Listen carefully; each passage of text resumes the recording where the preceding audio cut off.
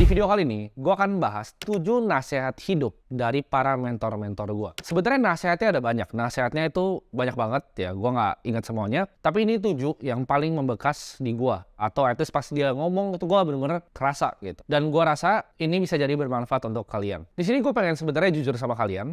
Gue nggak akan ada di posisi seperti ini kalau bukan mentor-mentor gue yang berbaik hati mau meluangkan waktu mereka untuk ngajarin orang kayak gue. Gue nggak terlahir dari keluarga yang kaya ya. Sampai sekarang gue masih biayain orang tua gue. Dan gue sebenarnya dari kecil gue nggak dapet ya ibaratnya nasihat tentang bisnis, mentorship tentang bisnis dari kedua orang tua gue. Jadi di sini gue mau sharingin ke kalian yang gue dapetin dari mentor-mentor gue. Gue yakin kalau 7 nasihat ini bermanfaat untuk gue, pasti at least ada sedikit manfaat untuk kalian. Mungkin kalian ada tanya, oh lu bohongan kali mentornya triliunan ya. Jadi ini gue pilih 3 karena ini 3 yang gue paling dekat. Maksudnya dekat itu apa? Ini gue bukan cuma sekedar sekali ketemu, tapi gue memang ketemu secara rutin untuk belajar dari beliau-beliau ini semua. Dan mereka itu punya track record karir yang sangat baik di industrinya masing-masing. Jadi di respective fields-nya mereka adalah orang-orang yang terbaik. Jadi dari intinya 7 nasihat ini dari 3 orang. Gue akan sebutin industrinya. Kalau misalnya gue sebutin namanya, gue yakin kalian pasti tahu. Tapi gue nggak mau nyangkutin nama orang di video gue. Jadi yang pertama itu adalah salah satu, ini jadi 3-3-nya itu bukan cuma triliuner, tapi multi-triliuner. Ya, yang triliunnya T-nya nggak cuma 1 T gitu uangnya, berlipat-lipat. Satu tuh dari grup private equity, ya. Satu lagi dari dunia cryptocurrency, satu lagi tuh dari media dan retail. Jadi gue belajar banyak sama 3 orang ini. Memang itu industri agak diverse, tapi gue yakin ada yang bisa kalian ambil. Mungkin dari 7 nasihat ini, nggak semuanya tuh tentang bisnis ataupun investasi, ada juga yang tentang hidup, tapi gue akan coba rangkum jadi 7. Ini adalah saran yang pertama dan menurut gue paling sebenarnya counterintuitif dan susah untuk dijalanin. Ini saran dari tiga-tiganya, hampir semua tiga-tiganya ngomong gini ke gue. Tapi inti garis besarnya adalah, Timothy, kamu itu jarang orang bisa kayak kamu. Ya, kamu itu masih muda, sangat muda, belum punya tanggungan, belum punya anak. Ya. Jadi kamu harus ambil resiko yang selalu paling besar. Kenapa? Karena kalau amit-amit jatuh ke nol, kamu bisa mulai lagi dan aman. Karena yakinlah, kalau misalnya kamu udah umur 30, udah mulai punya keluarga, punya istri, punya anak, resiko yang kamu ambil di dalam keputusan investasi atau keputusan bisnis kamu pasti berbeda. Jadi di saat kalian yang masih muda, buat teman-teman yang masih muda, belum punya keluarga, belum punya tanggungan, jangan pernah takut untuk ngambil opportunity dengan resiko yang selalu paling tinggi. Ini orang kan banyak yang saranin, oh jangan, kita hidup aman-aman aja. Tapi gue kasih tau, ini triliuner semua yang bilang. Karena hidup itu cuma sekali, jadi harus coba dengan resiko yang paling tinggi. Ini sebenarnya kata-kata yang gue suka ya dari salah satu idola gue, yaitu Soekarno. Bermimpilah setinggi-tingginya. Jadi mimpi tuh di atas langit bahkan. Karena kalau lu jatuh pun, lu kan jatuh di antara bintang-bintang. Itu kata Soekarno, kata Bung Karno ya. Jadi di sini gue selalu pikir, oke, gue tuh dari dulu gue punya goals yang besar. Jadi gue biasanya gue tulis di buku goals gue apa, dan gue achieve itu jauh lebih cepat. Tapi waktu gue tulis goalsnya, mau McLaren, gue mau apa, itu waktu itu nggak masuk akal buat gue. Tapi semuanya gue dapetin dari waktu yang jauh-jauh lebih cepat. Jadi buat kalian yang mau punya goals gede, gini, gue kasih contoh tentang goals gue pribadi. Ya, let's say di sini gue akan ngomong di video ini, gue tuh pengen punya 1 triliun liquid. Maksudnya apa? Itu bukan saham yang gue IPO kan sendiri, terus itu paper asset, tapi gue mau itu liquid ya. Antara public equity yang lain yang gue pegang, antara private investment, antara cryptocurrency gitu. Jadi gue pengen punya 1 triliun secara liquid. Tapi let's say ya, sampai gue mati pun itu nggak tercapai. Itu orang bakal semua ngomong mimpi yang gila. Itu nggak tercapai. Gue cuman berhasil 10% dari mimpi gue. Itu tuh gue dapat uang 100 miliar. Jadi kalian kalau punya target, misalkan punya target, oke, gue mau punya 10 miliar cash. Kalau misalnya nggak berhasil pun, 5% aja deh berhasilnya. Lu dapat 500 juta. Jadi jangan takut untuk mimpi yang besar. Gue kasih contoh lagi dengan cara investasi gue ya. Jadi gue itu selalu ambil aset kelas dengan resiko yang paling mentok. Kalau kita lihat kan dari awal nih, ada yang nggak ada resikonya, ada cash, ya kan, ada treasury bills, ada bonds, ada stocks, di atas itu mungkin ada real estate, ya, di atasnya lagi ada private equity, di atasnya lagi ada venture capital, ada misalnya angel investment di round-round yang lebih kecil, ada fine arts, dan di atasnya lagi ada cryptocurrency. Gue akan ambil yang paling atas gitu. Yang potensi risk to rewardnya gue nggak apa-apa, balik ke nol nggak masalah. Tapi kalau misalnya gue bener, gue cari akan selalu moonshot yang paling tinggi. Kenapa misalnya gue taruh hampir mungkin semua duit gue sekarang di Bitcoin ya, di kondisi sekarang? Karena gue tahu ya setiap 10 menit itu pasti ada 1 blok baru. Itu bagian yang gue tahu ya, besok matahari akan terbit dari mana. Itu akan selalu terjadi dan nggak akan pernah mati sistemnya. Jadi gue percayakan aset gue di sana. Karena gue percaya akan uang itu adalah medium of exchange antar komoditas. Karena JP Morgan pernah bilang kayak gini, gold is money, everything else is credit. Karena fiat sebelum Nixon ganti 1971 itu kan di back sama emas, tapi itu sudah dilepas fiatnya. Nah ini mungkin gue akan bahas di video yang berbeda. Tapi intinya gue akan ambil resiko yang paling tinggi dalam semua instrumen ini. Mungkin yang nggak cocok untuk semua orang. Makanya gue bilang ini nasihat yang membekas di gue dari para multi triliuner. Jadi kalau kalian nggak mau dengar, kalian mau dengar financial advisor yang bilang oh aman-aman aja ya, itu serah kalian. Karena hidup kalian. Gue juga nggak peduli karena kalau kalian dengar gue, kalian sukses, duitnya juga nggak dibagi ke gue. Jadi gue cuma mau kasih di sini apa yang gue tahu tahu, ya kalau bermanfaat buat kalian ya bermanfaat. Gue juga sebenarnya nggak tahu apakah bakal nanti ada Black Swan gitu kan, Bitcoin tiba-tiba Satoshi ciluk gitu kan, terus dia ambil semua 1 juta koinnya. Gue nggak tahu. Cuman itu the best aset yang gue bisa pikirkan sekarang dan gue akan taruh semua gue di sana. Saran pertama tadi adalah ambil resiko yang paling tinggi, mau di bisnis, di relationship, di investasi. Saran yang kedua, fokus. Maksudnya apa? Jadi di dunia ini banyak banget kesempatan atau opportunity untuk dikejar, ya. Begitu lo akan punya duit sedikit, lo akan ngerasain ya. Misalnya uang lo 100 juta jadi 1 miliar, lo akan ngerasain di 1 miliar ntar ada yang tawarin A, B, C, D, E, F, G gitu. Bro, gue punya business plan mau bikin coffee shop. Bro, gue ada ini. Bro, gue ada investasi tambak udang, bro, bla bla bla bla bla bla. Itu pasti akan kalian alamin di level uang tertentu. Apalagi naik lagi 10 miliar, 100 miliar. Bro, gue ada ini nih, ada deal manis nih di angel investment startup ini, dealnya sedotan terakhir. Lu masuk ya kan, kita langsung buangin semua nanti di seed round gitu. Kita masuk angel round, seed round kita buang semua. Ntar ada yang tawarin lagi. Oh bro, ini kita ada investasi seperti ini. Akan ada berbagai macam. Cuman stick to what you know. Jadi fokus di apa yang kalian tahu, jangan gampang digeser sama orang. Jangan kena jebakannya namanya shiny object syndrome. Misalnya lu pertama lagi jualan online nih, lu pikir oke, gue mau bikin bisnis. Bisnis contoh ya, gue ngasal aja. Bikin bisnis misalnya jualan barang dari TikTok gitu. Jualan barang dari TikTok, terus udah lu live, rajin, udah mulai laku. Temen lu ada yang bilang, oh bro, ini kita main yang kayak gini aja, barangnya berbeda nih dari Cina pakai Facebook Ads. Itu padahal lu jagonya di TikTok gitu, TikTok live. Jangan shiny object syndrome. Biarin, oke itu rezekinya dia. Jadi orang tuh harus tahu, oke, porsi gue di sini, ya, rezeki gue di sini. Ini bahkan gue kasih tahu ya, saran ini menurut gue saran yang paling susah untuk gue telan. Karena gue sendiri pun itu susah banget. Opportunity gue banyak, mau ini, mau itu, mau ini, mau itu. Apalagi kita sebagai jiwa entrepreneur, kita mau semuanya. Ini pun sampai sekarang belum gue terapin ya. Cuman selalu mereka bilang gitu. Kalian perhatiin deh, triliuner di dunia itu rata-rata cuma satu industri. Dia fokus di satu, jadi yang terbaik dari semua orang dan ciptakan value yang sebesar-besarnya. Commit untuk achieve mastery di satu bidang. Ibaratnya lu bisa bend ya dunia ini atau universe ini ke kemauan lo, asal lo pilih satu hal. Ibaratnya nikmatin aja semuanya, telannya tai-tainya, dan jadi yang terbaik di hal itu. Nah, saran ketiga, jangan pernah ragu sama diri kalian sendiri. Maksudnya apa? Kita sebagai pengusaha, sebagai investor atau siapapun itu, kita adalah kapten dari kapal kita sendiri. Jangan pernah ragu sama diri kita untuk bisa nyetir kapalnya, yaitu kapal itu kehidupan kita dan kita adalah kaptennya. Gini ya, gue coba gambarin itu paling gampang pakai kapal. Kita sebagai kapten, kita nggak tahu ada badai apa di depan. Ada badai gila di depan. Tapi yang kita bisa lakukan adalah gimana caranya kita setir kapalnya yang terbaik yang bisa kita lakukan untuk nggak tenggelam. Apalagi kalau udah jelas badainya kelihatan jelas gitu. Kayak teman kalian ngajak-ngajak judi gitu. Udah tahu itu udah jelas gitu. Udah langsung setir aja ke samping. Kita harus punya percaya diri untuk bisa nyetir kapal kita ke arah yang kita mau. Sama kayak tadi, fokusnya tuh balik lagi kayak kapalnya. Kita tujuannya nih ke sini. Jangan tawarin A, tawarin B. Ini kita mancing dulu ya sini. Jangan gitu. Anggap misalnya hidup ini kapal dan itu seperti badai ya. Misalnya ini kita adalah hidup kita. Kita mau misalnya investasi 100 juta rupiah. Tapi ada badai. Badainya apa? Oh, orang tua kita tiba-tiba sakit. Oh, tiba-tiba misalnya kita mesti kasih uang ke adik kita untuk biaya kuliah. Oh, kita mesti sisihkan untuk orang tua. Kita jadi sandwich generation, kita nggak bisa ngapa-ngapain. Bahkan nggak disupport sama orang tua. Kita nggak bisa kontrol badainya. Memang sudah ada gitu. Ya, orang kebanyakan tuh komplain tentang badainya. Itu kapten yang bodoh. Kapten yang jago, oke, perintahin ini kemana, ini kemana. Walaupun nih kita kena badai dan karam, tapi kita udah lakukan yang terbaik. Karena penyesalan itu selalu datang ya dari hal yang kalian nggak lakuin. Jadi percaya sama diri kalian sendiri. Kalau lakuin suatu, lakuin 1001% yang terbaik yang kalian bisa lakukan. Dan kalau gagal juga, gue yakin kalian pasti ngasal ya. Seperti pepatahnya, a captain goes down with its ship ya. Jadi jangan coba-coba kalian cuma ngeliat badai ini, terus kalian malah komplain gitu di sosial media. Oh ini gue bukan lahir dari keluarga kaya. Itu badai lu. Gimana caranya lu bisa lewat gitu. Oke, nextnya kita langsung lanjut ke saran yang keempat.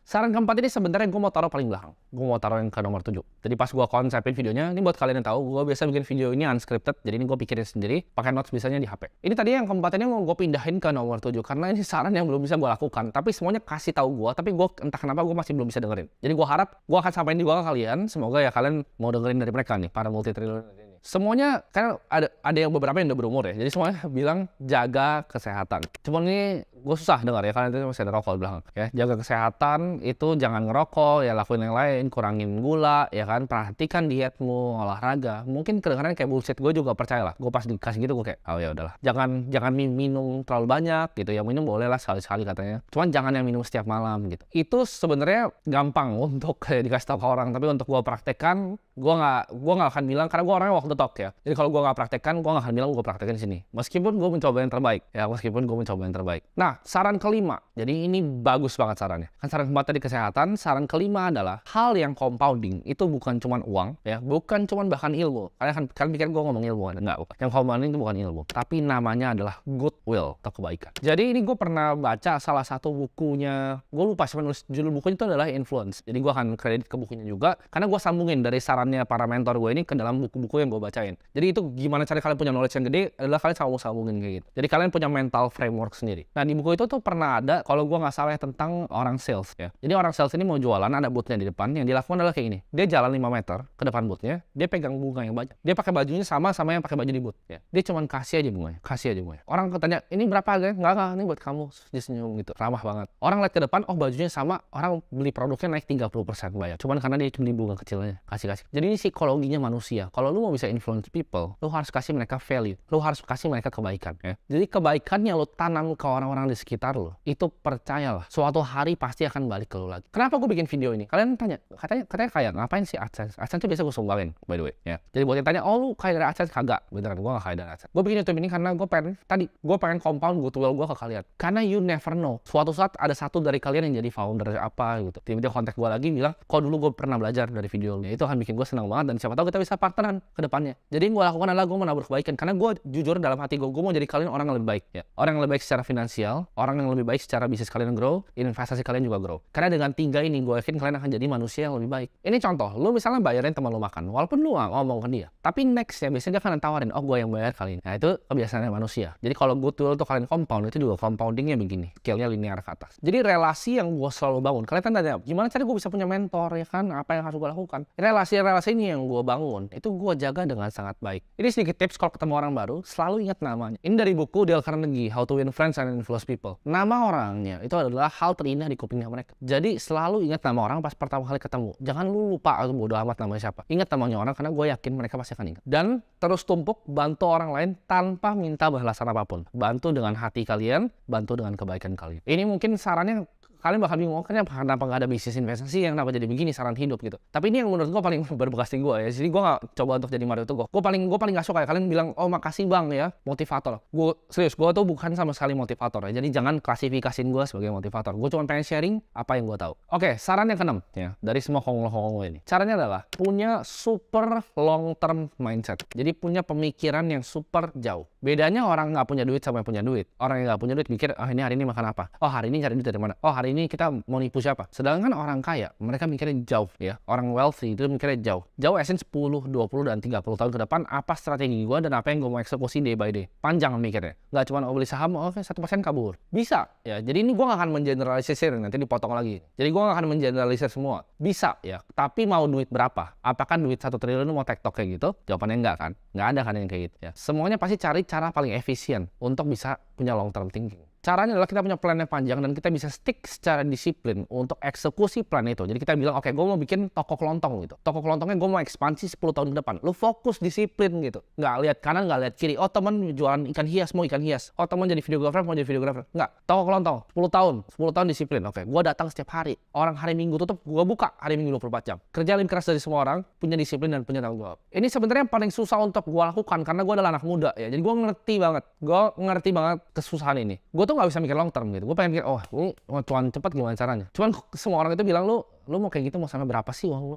Gue tuh kadang suka ditampar-tamparin gitu sama mereka. Bilang, mau sampai berapa sih uang lu? Ini salah satu dari mereka dia ngomong gini ke gue. Ya ini dan ini mau bekas di hati gue. Dia bilang gini, aduh Timothy, nggak sabaran bener kamu jadi orang. Emang kamu mau ngapain sih cepet-cepet? Hah? Mau ngapain? Lu katanya mau jadi konglo. Lu mau jadi konglo, pikir dong kayak konglo. Kalau lu mau jadi konglo, mikirnya besok, bulan depan, minggu depan. Gue digituin gak? Gue kayak, oh, anjir. Nah tapi gue justru seneng ya. Gue kalau digampar gitu sama orang yang lebih kaya dari gue seneng. Karena artinya dia peduli. Kalau ada orang kaya datang, lo iya kamu nggak apa-apa yuk, slow down yuk. Semua orang itu sama. Padahal dianya ngegas, dianya bikin bukunya bestseller tuh ya. Buku yang lu baca, The Art of Slowing Down, itu bestseller ya. Yang bikin itu mikir gimana cara distribusi bukunya. Digas sama dia ya. Kalau orang kaya ngajarin kalian untuknya santai yuk, santai. Dia nggak peduli sama lu. Tapi kalau ada orang yang punya duit lebih banyak dari lu, gamparin lu, bersyukur. Nah itu gue bersyukur, digamparin gue. dikata-katain terus gue sama mereka, dianjing-anjingin gue. Tapi hal itu adalah yang bikin gue justru mikir, oh ini mereka peduli sama gue, dan apa yang mereka ngomongin ada benernya. Meskipun susah ditelan awal-awal. Oke, kalau kayak ini gue harus punya pikiran yang lebih long term. Nggak cuma cepet gitu, cuma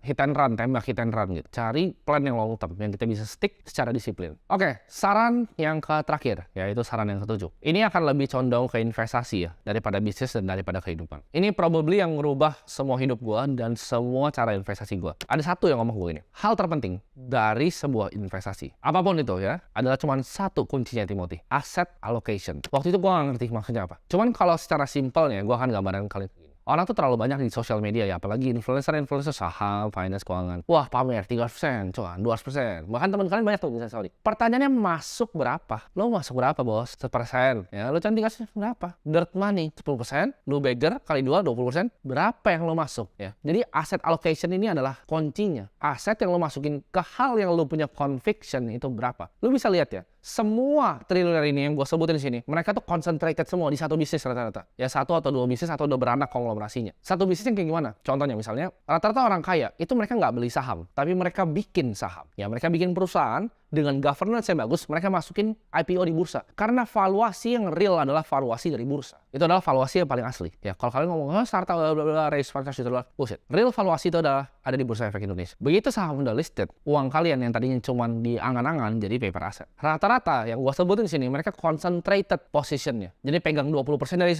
perusahaan TBK yang 50 triliun, contohnya. Atau punya berapa persen dari exchange yang berapa triliun. Jadi itu that's how they make their money. Mereka punya concentrated conviction. Oke, ini satu bisnis, gua akan put hidup gua di sini, gua akan hajar semua aset alokasi gua di sini. Satu investasi, satu bisnis. Kalau misalkan ngomong wah beggar kecil, kita makan nggak pakai persenan, ya kita makan pakai duit, bos. Jadi contohnya, ini gua bisa kalau tadi mungkin terlalu kompleks, tapi gua kan jelasin yang kalian bisa praktekin. Contohnya, lu yakin sama satu aset nih, tapi lu masuk cuma kayak 2%, 3%. Naik gua beggar ya 6%, happy semua. Sedangkan kalau misalnya lu masukin asetnya 80%, sekali beggar, portfolio boom langsung. Memang betul, pasti dia ngomong ada yang ngomong, tapi kan kalau drawdown-nya turun juga. Itu fungsinya conviction ya. Diversification is protection against ignorance. Banyak akan teori kanan kiri ya, kanan kiri. Lu cuma lihat aja orang ini adalah hidupnya yang gue mau atau enggak. Akan banyak yang coba kelabuhin lu dengan teori 1001 dan kelihatan pinter. Tapi realitanya duitnya berapa? It all comes to that ya. Investasi itu cuma intinya duitnya berapa. Makanya kalau gue mau belajar dari orang, kalau dia yang gue belajar ini multi triliuner gitu. Kalau dia belum nyampe situ, gue nggak mau belajar. Orang itu yang mau gue capai, kalau belum nyampe situ ngapain gue dengerin ya. Itu framework yang selalu gue punya dari dulu. Jadi asset allocation, kalau punya conviction, kalian build ya, kalian harness itu, kalian hajar di satu tempat. Lu ngomong deh sama semua yang jago-jago, yang beneran pegang saham tuh gede-gede. Aslinya di portofolionya berapa sih sahamnya? Atau asetnya berapa sih di portofolionya? Percaya gue rata-rata tuh ngomong 2, 3, 4, 3. Siapa yang ngajarin kalian beli 10, 15, 20? Apa? Modern portfolio teori. Coba kalian cari 60% stok, 40% bonds. Historicalnya tarik aja semua. Lu mau pakai indeks Indo, mau pakai indeks luar. Coba aja lu bikin portofolionya ya. Lu calculate Sharpe ratio-nya apakah bagus? 60-40. Modern portfolio teorinya Markowitz. Nobody knows. Enggak jawabannya. Jadi dapat conviction tapi dari mana? Conviction gue nggak bisa ngomong kayak beli saham A, beli crypto B, beli commercial risk real estate C. Terus lu percaya beli yang itu. Enggak. Conviction itu dapat dari mana? Dari kita punya otak ya. Jadi conviction datang dari kita punya otak untuk bisa mikir, oke, apakah ini benar atau salah? Apakah ini benar atau salah? Cara analisanya gimana? Banyak banget yang ngomong, kok gimana caranya gue bisa analisa saham? Setiap hari lu baca aja laporan keuangan satu coba ya. Tahun depan lu balik lagi ke gua, kalau nggak jago saham sih keterlaluan, nggak mungkin. Lu males. Kok gimana saya belajar kripto ya? Lu baca white paper Bitcoin aja belum, apalagi Ethereum. Gimana yang lain? Lu ngerti cara stablecoin works saya enggak? Lu cuma beli, Doge, Shiba, terus dia rug pull nangis. Dia influencer apa iniin koin-koinnya. Pom-pom, lu yang bego gitu. Belajar. Jadi jangan beli aset tanpa conviction, tanpa research, tanpa diteliti secara dalam. Karena ya kalau lu bisa bikin portofolio ya yang sedemikian rupa setahun 12% aja. Gue nggak ngomong banyak-banyak. 12% per tahun ya. Itu uang lu 6 tahun udah double. 12% per tahun ya. Dan itu nggak susah bikinnya. Dibanding lu coba masuk ke kecil-kecil. Ada 100, ada besok turun lagi 300 kali, besok naik lagi 100. Masukinnya semua di portofolionya nih. Udah ada alokasinya di berapa. Stocks, bonds, real estate di mana, gold, Bitcoin. Rapihin itu, bikin satu ya, asset allocation-nya. Lu hajar semuanya, jebrek ke situ. Beres ya. Nggak usah pusing-pusing, taruh. Gue juga gitu ke sana. Gue lihat, oke ini gue suka asetnya, taruh ya semuanya. Begitu naik situ, mantap. Turun juga sedih. Tapi gue udah belajar untuk kontrol emosinya. Karena gue yakin, begitu turun ya beli lagi, diskon. Kos kaki di Mangga Dojo kalau diskon lo beli, kenapa aset yang lo yakin tadi awalnya terus diskon lo takut? Bergetar hati ya kan? Merah, bergetar. Itu dia, nggak punya mentalnya. Makanya mau jadi kaya, mentalnya nggak punya. Nah, satu lagi ya, ini masih kegabung dalam semua portofolio teori ini. ini adalah namanya barbell strategi. Wah, apa nih barbell? Apakah barbell yang kayak di gym? Betul, ya, betul banget. Kalau kalian pernah bench press atau deadlift, lu tahu barbell kan? Sama, investasi kalian digituin aja. Jadi 50% itu yang aman, 50% itu yang super high risk. 50% itu yang nggak pernah bisa hilang, 50% itu yang super moonshot. Jadi nggak ada di tengah. Karena di tengah is for pussies. Jadi antara yang paling aman dan paling beresiko. Jadi di barbell, ya, weightingnya sama. Itu dipakai sama investor-investor obligasi. Jadi obligasi di bonds tuh banyak yang taruh sampingnya itu yang paling aman, treasury bills, sampingnya itu yang paling high risk, bond-bond yang gila gitu. Jadi nggak ada yang di tengah, nggak ada yang mediocre. Average itu tuh jelek. Contoh misalnya average itu S&P 500. Jadi lu jangan taruh situ. Lu barbell misalnya lu mau taruh di money market, ya lu barbell sampingnya Bitcoin. Contoh. Cuman lu terserah lu mau bikin yang kayak gimana, itu suka-suka lu. Tapi itu always lakuin strategi barbell. Nah, barbell itu nggak melulu soal duit. Bisa gini, lu udah punya dana darurat nih, lu punya asuransi, lu punya semua personal finance lengkap, piramid lengkap, barbell lu sini, ya. Sini lu hajar semua yang high conviction. Karena ini udah aman, jadi ini kenapa-napa ini masih ada aman gitu, ya. Always di barbell. Ya mungkin itu cuman itu yang gue bisa sharing dari para triliuner yang meluangkan waktunya untuk ngajarin anak bego kayak gue. Ya mereka mau buang-buang waktunya sebulan biasa sekali. Gue ngopi apa ngerokok di kantor mereka gitu. Cuman ini yang gue pengen semoga ada manfaatnya untuk kalian. Karena ini hal-hal ini merubah hidup gue. Jadi the least I can do adalah mentransfer knowledge yang udah baik sama mereka dikasih ke gue. Dan gue akan berikan ke kalian. Jadi itu aja videonya untuk kali ini. Gue gak ada closing-closingan kayak YouTuber-YouTuber bacot lainnya. Bye-bye.